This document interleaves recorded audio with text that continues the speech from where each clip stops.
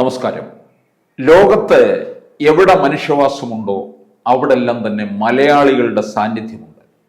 American ഐക്യനാടുകളിൽ നിറസാന്നിധ്യമായി മാറിയിരിക്കുന്ന ഒരു വ്യക്തിയാണ് ഞാൻ ABC-യുടെ പ്രേക്ഷകർക്ക് പരിചയപ്പെടുത്തുന്നത്.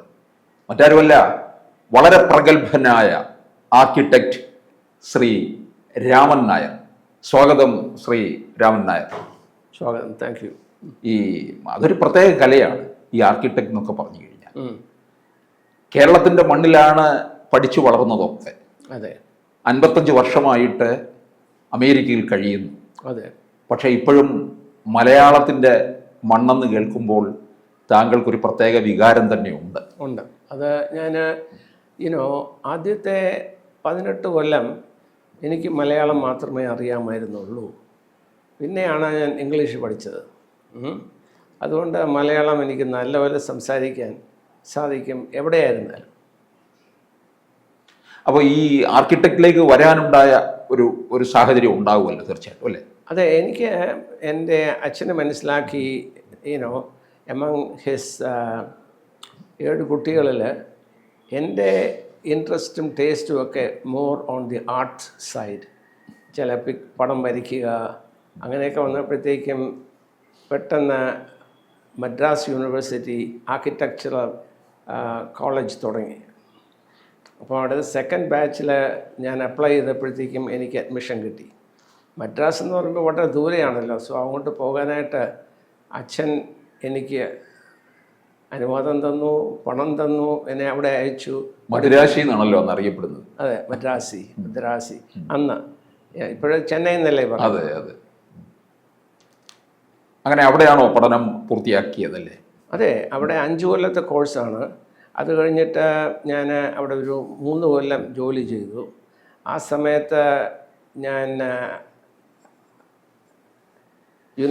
മദ്രാസിൽ അവിടെ ആർക്കിടെക്ചർ സ്കൂളിൽ എല്ലാ കൊല്ലവും ഞാൻ ഫസ്റ്റ് ക്ലാസ് ആയിരുന്നു. അത് കഴിഞ്ഞിട്ട് ഫൈനൽ ഇയറിൽ ഞാൻ ഗോൾഡ് മെഡൽ കിട്ടി. ഗോൾഡ് മെഡൽ കിട്ടിയത് കൊണ്ട് എനിക്ക് കുറച്ചുകൂടെ പലരും എന്നെ റെക്കഗ്നൈസ് ചെയ്ത് തുടങ്ങി. അങ്ങനെ ഞാൻ ഈ VCMCs എന്ന് പറയുന്ന ഒരു ജുവലറെ മീറ്റ് ചെയ്തു. അവർ ഒരു തിയേറ്റർ കെട്ടാനായിട്ട് നിശ്ചയിച്ചു. അതിൽ എന്നെ സെലക്ട് ചെയ്തു. ഞാൻ അത് ഡിസൈൻ ചെയ്തു. തിയേറ്ററിൻ്റെ പേര് സഫയർ. ആൻഡ് അവിടെ 3 തിയേറ്റേഴ്സ് ഉണ്ടായിരുന്നു: sapphire, emerald and blue diamond. So sapphire was A main theatre. അതിൽ ടോഡയോ 70mm സ്ക്രീൻ. പിന്നെ മറ്റത് രണ്ടും എമറൽഡ് ആൻഡ് ബ്ലൂ ഡയമണ്ട് ഒരു തിയേറ്ററിൽ കണ്ടിന്യൂസ് മൂവിയാണ്. എന്ന് പറഞ്ഞാൽ രാവിലെ തൊട്ട് വൈകുന്നേരം വരെ ഇങ്ങനെ മൂവി നടന്നുകൊണ്ടിരിക്കും. ആളുകൾക്ക് ഒന്ന് കയറി കണ്ടിട്ട് പോകാം. എപ്പോൾ വേണമെങ്കിലും കയറാം, എപ്പോൾ വേണമെങ്കിലും ഇറങ്ങാം, ടിക്കറ്റ് വാങ്ങിച്ചു കഴിഞ്ഞാൽ. സോ അത് കഴിഞ്ഞിട്ട് അതിൽ എനിക്ക് കാശുണ്ടാക്കാൻ സാധിച്ചു. It was more than what I expected. So അതുകൊണ്ട് എനിക്ക് അമേരിക്കയിൽ പോകാൻ സാധിച്ചു. ബിക്കോസ് അന്നൊക്കെ റിസർവ് ബാങ്ക് ഓഫ് ഇന്ത്യ $8 തരത്തുള്ളൂ.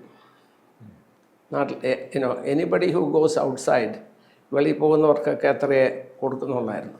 പക്ഷേ ഇവിടുന്ന് അഡ്മിഷൻ കിട്ടിയതുകൊണ്ട് ഇവിടുത്തെ കാശ് ചിലവാക്കി അവിടുത്തെ ഹോസ്റ്റലിലും പിന്നെ ഈ ഡൈനിങ് ഹാളിലെ ആഹാരവും അങ്ങനെയുള്ളതിനൊക്കെ ഇവിടുന്ന് തന്നെ കൊടുത്തിട്ട് അങ്ങോട്ട് പോകാൻ സാധിച്ചു.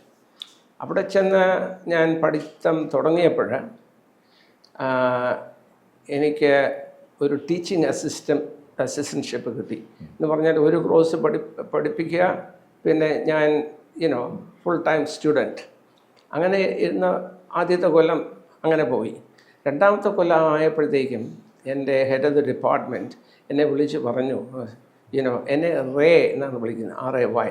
ബിക്കോസ് ഞാൻ പഠിപ്പിക്കുന്ന പിള്ളേരെല്ലാം real white tall big kids from the farm. അവർക്ക് ഞാനവിടെ പോയി രാമൻ നായർ എന്നൊക്കെ എഴുതുമ്പോഴേ അപ്പം തന്നെ പേടിയാവും. എന്നെ കാണുമ്പോഴേ ഇത്രയേ ഉള്ളൂ, കൊച്ചുള്ളൊരു പയ്യൻ.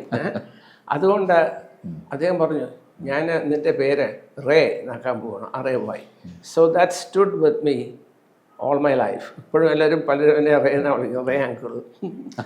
സോ പക്ഷേ എനിവേ അവിടെ that is A very critical time എന്ന് പറഞ്ഞാൽ അത് ഒരു വലിയ അതിശയം മാത്രമല്ല, ഒരു ഒരു വലിയ അച്ചീവ്മെൻ്റ് ആയിട്ട് തന്നെ എനിക്ക് തോന്നി. എന്ന് പറഞ്ഞാൽ അദ്ദേഹം പറഞ്ഞു ആദ്യത്തെ കൊല്ലം ഇത് തന്നു, രണ്ടാമത്തെ കൊല്ലം വന്നപ്പോഴത്തേക്ക് എന്നെ വിളിച്ച് പറഞ്ഞു, റേ എനിക്ക് ഇത്തവണ കാശില്ല ടീച്ചിങ് അസിസ്റ്റൻഷിപ്പിന്. അപ്പം ഞാൻ പറഞ്ഞു അങ്ങനെയാണെങ്കിൽ ഞാൻ KFC-യിലോ എവിടെയൊക്കെ പോയി ജോലി ചെയ്ത് കുറച്ച് കാശുണ്ടാക്കിക്കൊള്ളാമെന്ന് പറഞ്ഞു. അത് കഴിഞ്ഞൊരു 4 ദിവസം കഴിഞ്ഞപ്പോഴത്തേക്കും അദ്ദേഹം എന്നെ തിരിച്ച് വിളിച്ചിട്ട് പറഞ്ഞു, എനിക്ക് ഒരു ഫുൾ ടൈം പൊസിഷനുണ്ട്, അത് പഠിപ്പിക്കാമോ എന്ന് ചോദിച്ചു. അപ്പം ഞാൻ പറഞ്ഞു ഞാൻ കുഴപ്പമില്ല ചെയ്യാമെന്ന് പറഞ്ഞു.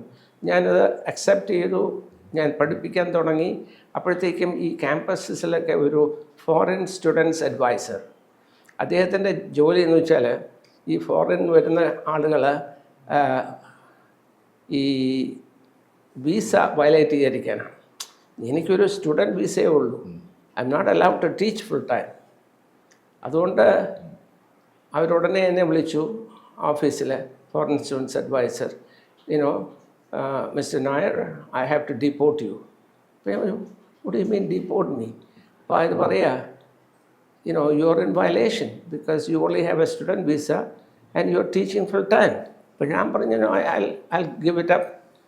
ഞാൻ പോയി എൻ്റെ ഹെഡ് ഓഫ് ദി ഡിപ്പാർട്ട്മെൻ്റ് അടുത്ത് പറയാമെന്ന് പറഞ്ഞു. അവിടെ പോയി പറഞ്ഞു. അപ്പം മിസ്റ്റർ പ്രൊഫസർ റൈസിങ് അദ്ദേഹം പറഞ്ഞു, what do you mean? That doesn't make any sense. ആരാണ് ഈ ഫോറിൻ സ്റ്റുഡൻസ് അഡ്വൈസർ? അദ്ദേഹത്തിനെ വിളിച്ച് സംസാരിച്ചു. അപ്പോൾ അദ്ദേഹം പറഞ്ഞു അത് ടോട്ടൽ വയലേഷനാണ്, അതുകൊണ്ട് so I don't have anybody else, I need him എന്ന് പറഞ്ഞു. എനിക്ക് അവനെ ആവശ്യമുണ്ട് എന്ന് പറഞ്ഞു. അപ്പോൾ അദ്ദേഹം പറഞ്ഞു അങ്ങനെയാണെങ്കിൽ ഇറ്റ്സ് ടീഡിയസ് പ്രോസസ്, നിങ്ങൾക്ക് ഈ യുണൈറ്റഡ് സ്റ്റേറ്റ്സിൽ മുഴുവനും അഡ്വർടൈസ് ചെയ്യണം, സേയിങ് ദാറ്റ് എൻ്റെ ക്വാളിഫിക്കേഷനിലൊരു കാൻഡിഡേറ്റിനെ കിട്ടാനായിട്ട് അദ്ദേഹം അഡ്വർടൈസ് ചെയ്തു. അദ്ദേഹത്തിന് കിട്ടിയില്ല. അങ്ങനെ വന്നപ്പോഴത്തേക്കും ഫോറിൻ സ്റ്റുഡൻസ് അഡ്വൈസർ പറഞ്ഞു അങ്ങനെയാണെങ്കിൽ I will have M apply for A permanent residency, green card എന്ന് പറയുന്ന സംഗതി. in 3 months I got a green card because ഒരുപാട് പേര് അവിടെ ആ സമയത്തുണ്ട്. People from different parts of the India, many of them doctors, അവരൊക്കെ വന്നിട്ട് they are all trying to get permanent resident visa. പലർ 2 കൊല്ലമായിട്ടിരിക്കുകയാണ്. അപ്പോൾ അവർക്കൊക്കെ ഒരു വലിയ അതിശയം. ഞാൻ എന്നെ സമയത്തോളം എൻ്റെ ഡിസയർ, ഞാനവിടെ പോയത് തന്നെ തിരിച്ച് വന്ന മദ്രാസിലെ പ്രാക്ടീസ് കണ്ടിന്യൂ ചെയ്യാനുള്ള ഉദ്ദേശത്തിലാണ് ഞാൻ അവിടെ പോയത്. ഞാൻ സൈസാട്ട് ഒരു ഫോറിൻ ഡിഗ്രിയൊക്കെ ആകുമ്പോഴത്തേക്കും കുറച്ചൊരു പൊസിഷനൊക്കെ ആവുന്നു. Then I got this green card. Green card കിട്ടിക്കഴിഞ്ഞു. 3-ാമത്തെ ദിവസം I am getting a letter from selective service. Selective service എന്ന് പറഞ്ഞാൽ അന്നൊക്കെ ഡ്രാഫ്റ്റ് എന്ന് പറഞ്ഞാൽ ആർമിയിലേക്ക് പോകാനായിട്ട് കമ്പൽസറിയാണ്. അതിൻ്റെ എഴുത്ത് വന്നു. പറഞ്ഞു I must report to selective service in 3 days. ഞാനവിടെ പോയി അത് എൻ്റെ ഐഡൻറ്റിഫിക്കേഷനൊക്കെ കൊടുത്തു. അപ്പോൾ പറഞ്ഞു be ready to go to Vietnam in 3 days. So I said wow, what is this? അന്ന് എനിക്ക് വിയറ്റ്നാം എന്ന് പറഞ്ഞാലും അറിഞ്ഞൂടായിരുന്നു. I didn't know there was a war going on. അതൊന്നും അറിഞ്ഞില്ല. അത് it really scared me. ഞാൻ പറഞ്ഞു എങ്ങനെയാണ് അച്ഛനെയൊക്കെ അറിയിക്കുന്നതെന്ന്.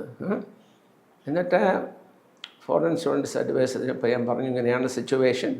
So I don't want to teach full time. I want to give up my green card because I don't want go to war.